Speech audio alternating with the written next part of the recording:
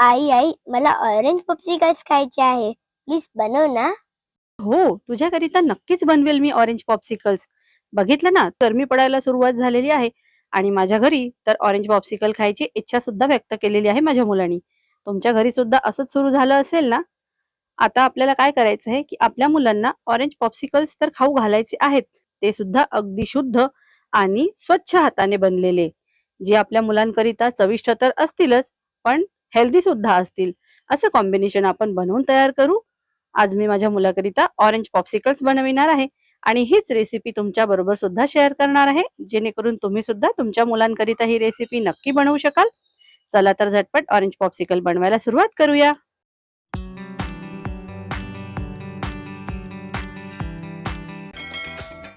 Orange popsicle बनविण्याकरिता मी इथे 2 cup ताज्या संत्र्याचा रस घेतलेला आहे. हा रस मी ज्युसर मधून काढलेला आहे, त्यामुळे मी याला गाळून वगैरे घेतलेला नाहीये.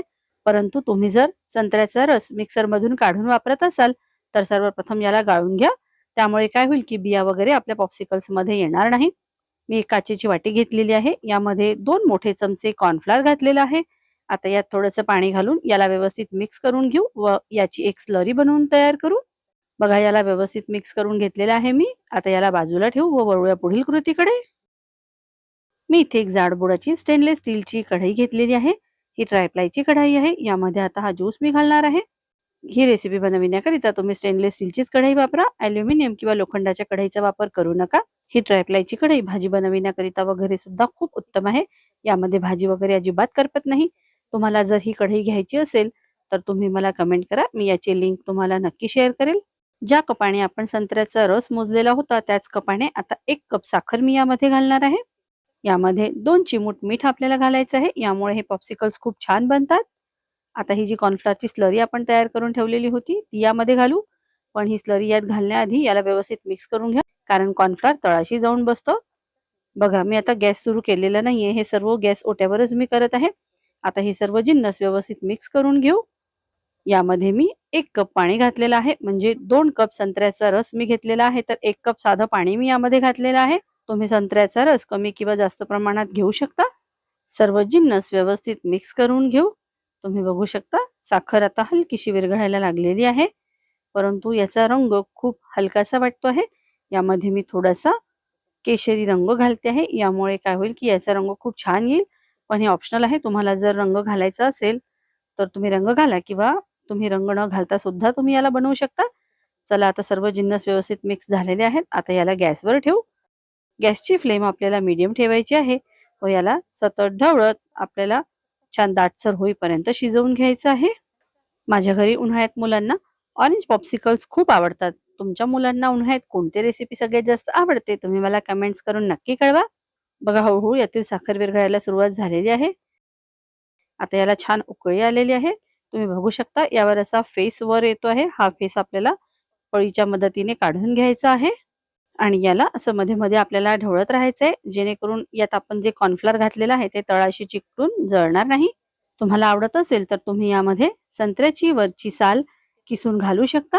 पण माझ्या मुलांना अगदी प्लेन पॉप्सिकल आवडतात, त्यामुळे मी इथे संत्र्याची साल किसून घातलेली नाहीये.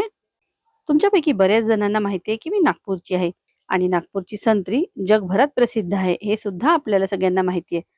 पण तुम्हाला सांगताना मला विशेष आनंद होतो आहे की ही जी संत्री आहे ही आमच्या संत्र्याच्या बागेतली आहे. हो, आमच्याकडे आमची स्वतःची संत्र्याची बाग आहे. त्यातूनच आलेल्या ताज्या संत्र्याचा हा मी पॉप्सिकल बनवते आहे. माझ्या मुलांना संत्री खायला तर फारच आवडतात, पण त्याचबरोबर ऑरेंज पॉप्सिकल सुद्धा त्यांची आवडती रेसिपी आहे. आणि एक सांगू का, आपल्या घरच्या फळांपासून जेव्हा आपण कुठली रेसिपी बनवतो तर त्याची मजा वेगळीच असते, नाही का? बघा आता याला शिजताना 3 ते 4 मिनिटे पूर्ण झालेली आहेत. आता याची कन्सिस्टन्सी थोडी दाटसर वाटते आहे. आपल्याला याचा पाक एक तारेचा वगैरे नाही करायचा आहे. अगदी थोडासा दाटसर होईल, बस एवढंच आपल्याला शिजवायचं आहे. आता गॅस बंद करू व याला थंड होण्याकरिता ठेवून देऊ, कारण थंड झाल्यानंतर हे आणखी थोडं दाटसर होईल. बघा आता हे छान थंड झालेलं आहे. आता आपण याला एकदा गाळून घेऊ, जेणेकरून कॉर्नफ्लॉवरच्या वगैरे जर काही यात गुठळ्या झाल्या असतील तर त्या निघून जातील व आपले जे पॉप्सिकल्स आहेत ते अगदी स्मूथ बनतील. त्यामध्ये गुठळ्या वगैरे राहणार नाहीत व खायला सुद्धा खूप छान लागतील. बघा मी याला छान चाळून घेतलेला आहे. आता तुम्ही याचा हवा तसा वापर करू शकता. जर तुम्हाला याला सरबत सारखं वापरायचं असेल तर तुम्ही याला एअरटाईट कंटेनर मध्ये स्टोअर करून फ्रीज मध्ये 2 ते 3 महिन्यांकरिता ठेवू शकता व हवं तेव्हा वापरू शकता. किंवा तुम्ही याला छोट्या छोट्या आईस क्यूब्स ट्रे मध्ये जमवून अगदी ऑरेंज कलरचे आईस क्यूब्स याचे जमवू शकता व आयत्या वेळेला जेव्हा पाहुणे येतात किंवा तुम्हाला काही थंड प्यायची इच्छा झाली तर तुम्ही हे आईस क्यूब्स ग्लासमध्ये घाला, यावर थंड पाणी घाला व लगेच तुमचं ऑरेंज सरबत रेडी होईल. त्याला लगेच प्यायला घ्या. तुम्हाला आवडेल तसं तुम्ही याचा वापर करू शकता, परंतु मी आज यापासून ऑरेंज पॉप्सिकल्स बनविणार आहे, कारण मी माझ्या मुलाला प्रॉमिस केलेलं आहे की मी त्याच्याकरिता ऑरेंज पॉप्सिकल्स बनवते आहे. चला आता पटकन याला सेट करून घेऊया. पॉप्सिकल सेट करण्याकरिता मी इथे पॉप्सिकल मोल्ड घेतलेले आहेत. यामध्ये आता सर्व मिश्रण घालून घेऊ. तुमच्याकडे जर याप्रमाणे पॉप्सिकल मोल्ड नसतील तर तुम्ही अगदी लहान लहान ग्लासांमध्ये सुद्धा याला जमवू शकता, पेपर ग्लास मध्ये सुद्धा याला जमवू शकता. त्यामध्ये सुद्धा हे पॉप्सिकल खूप छान जमतात. आता याचे झाकण आपण लावून घेऊ. चला आता याला फ्रीजर मध्ये रात्रभर सेट करण्याकरिता मी ठेवून देणार आहे. आता तुम्ही बघू शकता नेक्स्ट डे मॉर्निंगला हे पॉप्सिकल खूप छान सेट झालेले आहेत. याला काढण्याकरिता काय करायचं, आपल्याला एका भांड्यात पाणी घ्यायचं आहे. हे साधं पाणी आहे. यामध्ये हा पॉप्सिकल मोल्ड याप्रमाणे असा थोडासा फिरवून घ्यायचा आहे, जेणेकरून हे लवकर निघायला मदत होईल. त्याचबरोबर हाताने असं थोडंसं याला रब केलं की हाताची उष्णता याला मिळेल व हे पॉप्सिकल खूप लवकर निघून येतील. तुम्ही बघू शकता मस्तपैकी आपले ऑरेंज पॉप्सिकल्स बनून तयार झालेले आहेत. याला ठेवण्याकरिता मी इथे एक ताट सजवून ठेवलेलं आहे. यामध्ये थोडेसे आईस क्यूब्स मी ठेवलेले आहेत. त्याचबरोबर संत्र्याचे लहान लहान काप करून सुद्धा ठेवलेले आहेत. यावर याला ठेवल्यावर हे खूप सुरेख दिसत आहेत. तुम्ही बघू शकता. तर याचं टेक्स्चर सुद्धा खूप मस्त आलेलं आहे. अगदी खाल्ल्यानंतर तुम्हाला बर्फाचा तुकडा खातोय असं वाटणार नाही. तर अगदी मऊ अशी ही पॉप्सिकल बनून तयार झालेली आहे. खूपच मस्त याचा रंग आलेला आहे. मुलांना तर अगदी पाहता क्षणीच हे आवडतील. याची विशेषता अशी की आपण याला अगदी घरच्या साहित्यात बनवून तयार केलेलं आहे आणि अगदी शुद्ध आणि स्वच्छतेने बनवून तयार झालेले आहेत. यामध्ये आपण शुद्ध पाण्याचाच वापर केलेला आहे, त्यामुळे हे पॉप्सिकल्स मुलांकरिता सुद्धा हेल्दी आहेत.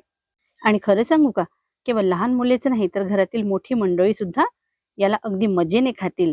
या पॉप्सिकलच्या बहाण्याने का असेना आपल्या लहानपणीच्या शाळेतील आठवणी सुद्धा जाग्या होतील. उन्हाळ्यामध्ये तुम्ही कोणकोणत्या फळांपासून आईस्क्रीम किंवा पॉप्सिकल्स बनवता? तुमची रेसिपी माझ्याबरोबर नक्की शेअर करा. मी सुद्धा माझ्या मुलांकरिता ती रेसिपी नक्की बनवून बघेल. तुम्हाला आणखी कोणकोणत्या नवीन नवीन रेसिपी पाहायला आवडतात मला तुम्ही कमेंट करून नक्की कळवा. मी तुमच्याकरिता त्या सर्व रेसिपी नक्की घेऊन येईल.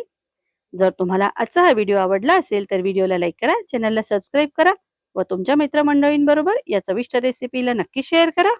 व्हिडिओ पूर्ण बघण्याकरिता आपल्या सर्वांचे धन्यवाद. पुन्हा भेटूया एका नवीन व्हिडिओमध्ये एका नवीन रेसिपीसह. तोपर्यंत स्वस्थ रहा, मस्त रहा आणि आपली काळजी घ्या.